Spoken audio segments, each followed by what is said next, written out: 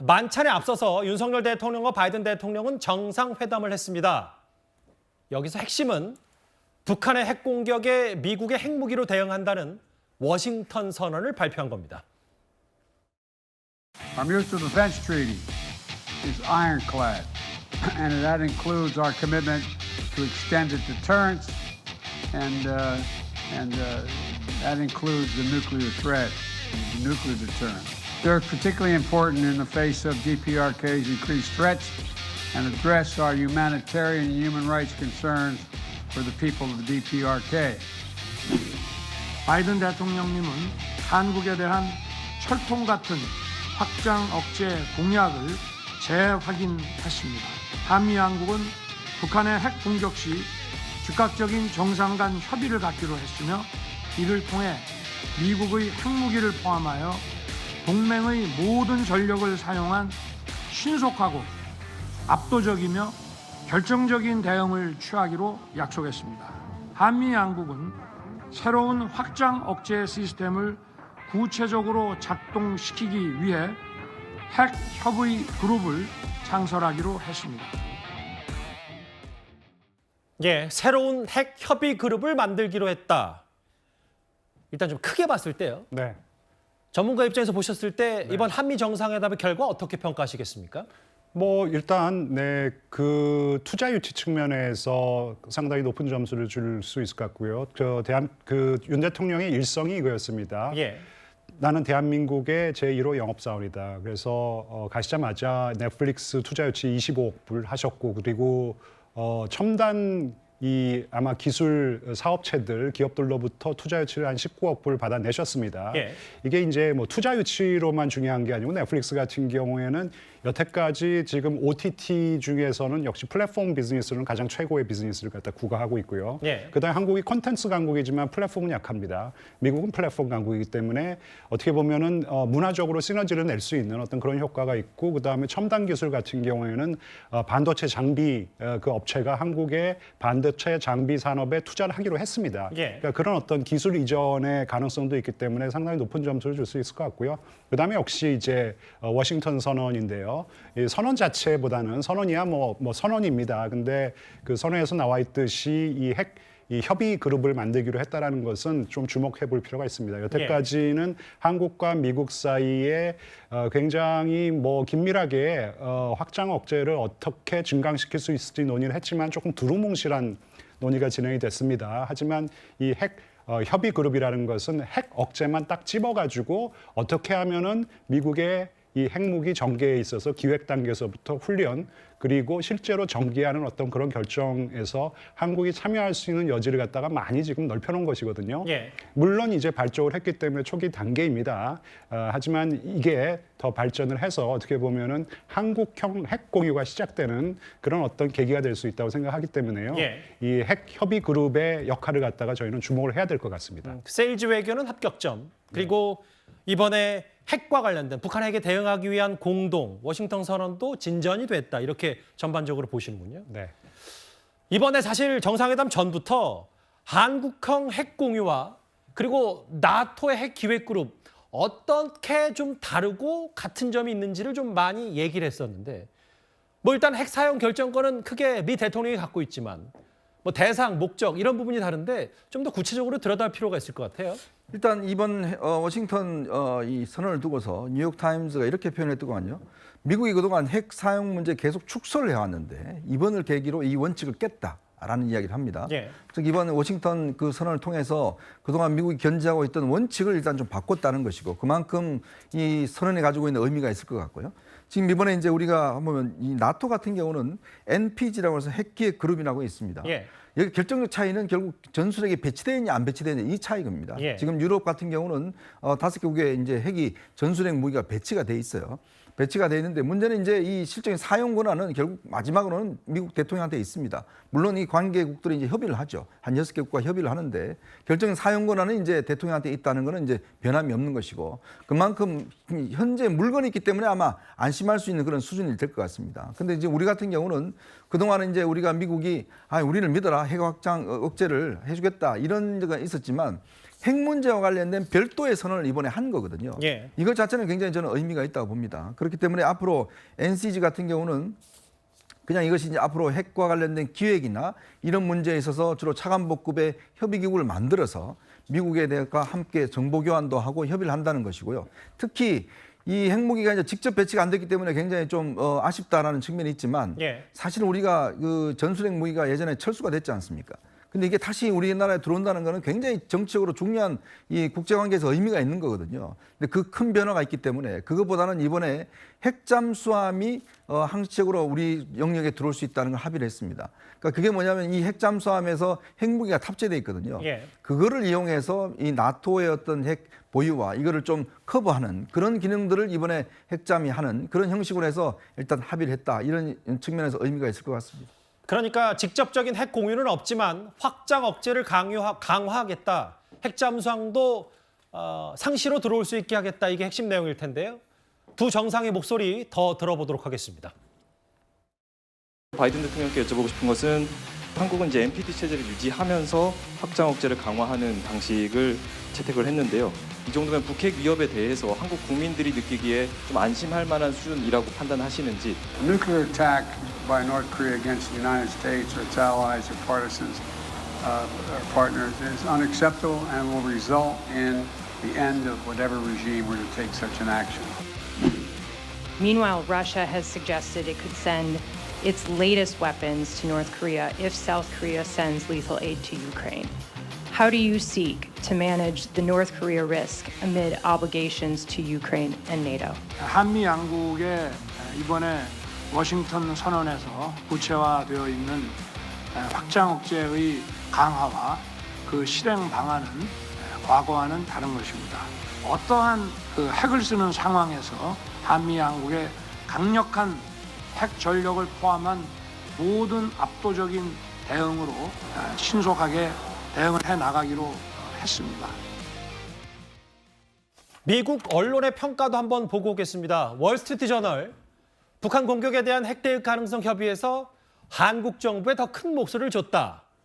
뉴욕타임즈, 북과 분쟁이 있었을 때 핵무기 사용 전략 계획에서 한국의 핵심적인 역할을 부여했다. 뭐 대체적으로는 뭐 일단 한국 정부에도 힘을 실어준 거 아니냐 이런 평가가 있는데 앞서 한국 핵공유와 나토가 어떤 차이점인지 다시 한번 볼게요.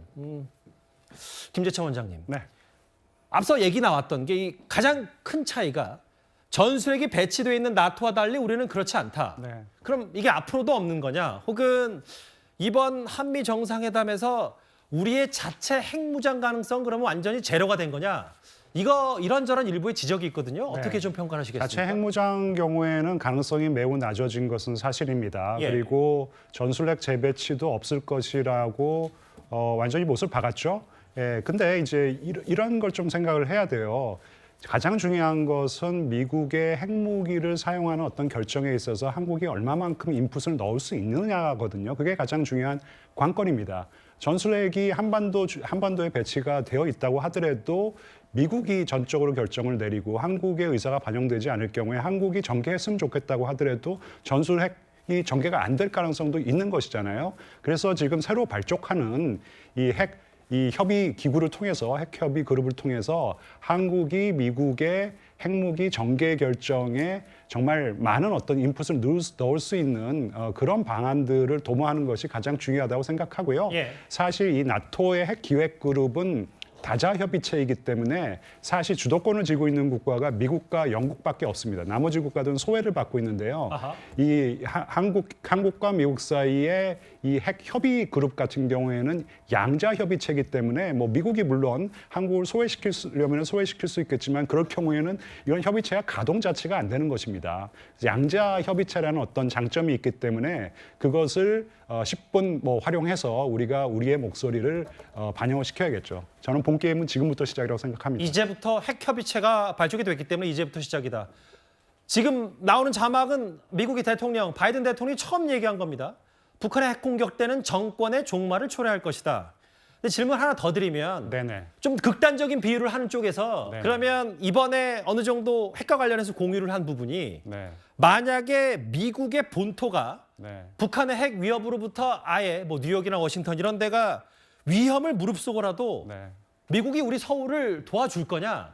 뭐 이런 질문을 하는 부분도 있더라고요. 뭐 그런 불안감은 뭐 완전히 불식되기는 어렵습니다. 이게 확장 억제라는 것이요. 예. 제공하는 쪽에서는 95%까지 제공했다고 하더라도 제공을 받는 쪽에서는 늘 부족한 거예요. 근데 확장 억제를 당하는 경우, 그러니까 우리 경우에는 북한이겠죠. 북한 경우에는 확장 억제가 조금이라도 증강이 될 경우에 상당히 불안해합니다. 그게 이제 확장 억제라는 것이고, 실질적으로 저희가 핵을 갖다 보유한다면은 그만큼 확실한 어떤 핵 억제가 어디 있겠습니까? 근데 그게 현실적으로 불가능하기 때문에 예. 이런 대안들을 찾는 것이고요. 아까도 말씀을 드렸지만 새로 발족하는 핵 협의 그룹을 잘 활용한다면은 상당히 진전된 확장 억제를 우리가 가동할 수 있다고 생각합니다.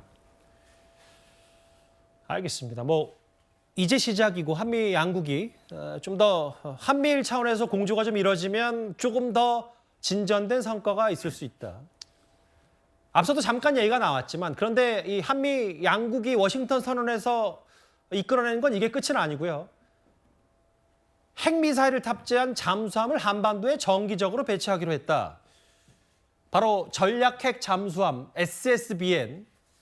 이 부분도 좀 눈여겨봐야 될 것 같아요. 네. 이거 아마 북한이 제일 싫어할 소식일 것 같은데요. 우리도 사실 북한의 여러 무기 개발이나 실험 중에서 잠수함에서 탄도미사일 쏘는 SLBM을 가장 경계하지 않습니까?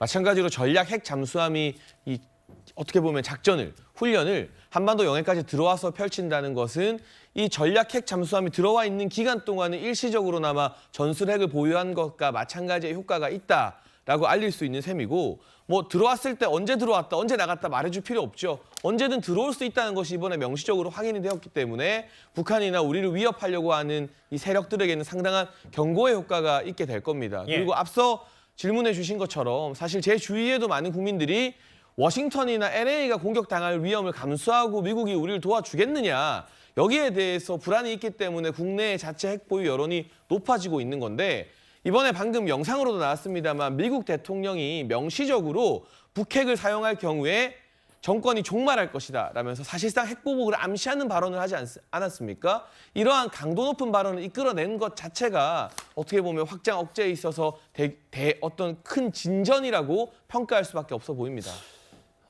김재천 원장님, 네. 뭐 이 또한 네. 뭐 이것도 보완 여러 가지겠습니다만 사실상 전술핵 배치를 한 것과 마찬가지의 그러니까 정기 배치 이 부분도 좀 더 우리 정부 손을 얻어낼 걸 얻어냈다 이렇게 보시는 거예요?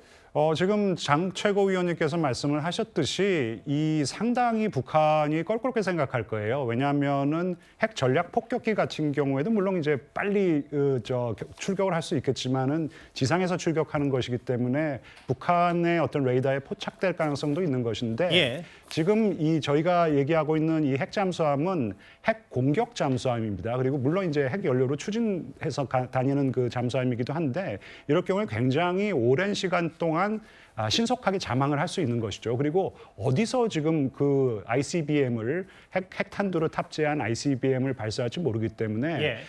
북한이 상당히 두려워할 것이고 실제로 억제 효과도 대단할 것이라는 것이죠. 이게 사실 박근혜 정부 당시에 재배치를 해달라고 물론 이제 상시 배치를 해달라고 요구를 했지만은 미국이 이것을 재배치하는 것은 북한을 너무 쓸데없게 자극하는 것이고 그리고 비용이 많이 듭니다. 그런 문제로 거부를 해왔기 때문에 과거 정부에서는 이 핵잠수함 정기 배치에 대해서 좀 꺼려했었군요, 미국이. 꺼려했었죠. 그래서 1980년 이후에는 한 번도 배치가 된 적이 없었는데 이제 더 자주 더 오래 배치가 된다고 하니까요.